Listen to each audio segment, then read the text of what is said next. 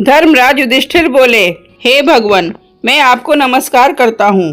आपने चैत्र मास के शुक्ल पक्ष की एकादशी अर्थात कामदा एकादशी के बारे में विस्तार पूर्वक बताया। अब आप कृपा करके वैशाख कृष्ण एकादशी का क्या नाम है तथा उसकी विधि एवं महात्म्य क्या है। भगवान श्री कृष्ण ने कहा, हे राजेश्वर, वैशाख मास में कृष्ण पक्ष की एकादशी को वरुथिनी एकादशी के नाम से जाना जाता है।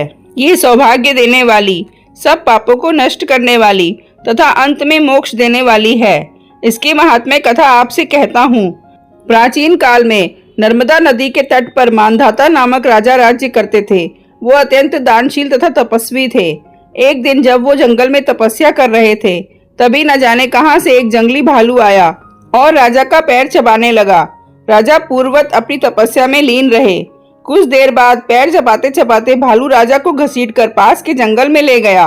राजा बहुत घबराया, मगर तापस धर्म के अनुकूल उसने क्रोध और हिंसा न करके भगवान विष्णु से प्रार्थना की। करुण भाव से भगवान विष्णु को पुकारा।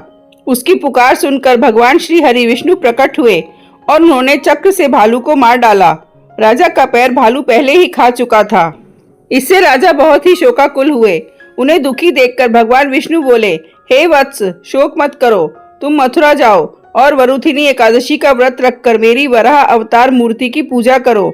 उसके प्रभाव से तुम पुनः सुदृढ़ अंगों वाले हो जाओगे। इस भालू ने तुम्हें जो काटा है, ये तुम्हारे पूर्व जन्म का अपराध था। भगवान की आज्ञा मानकर राजा मानधाता ने मथुरा जाकर श्रद्धा पूर्वक वरुथिनी एकादशी का व्रत किया।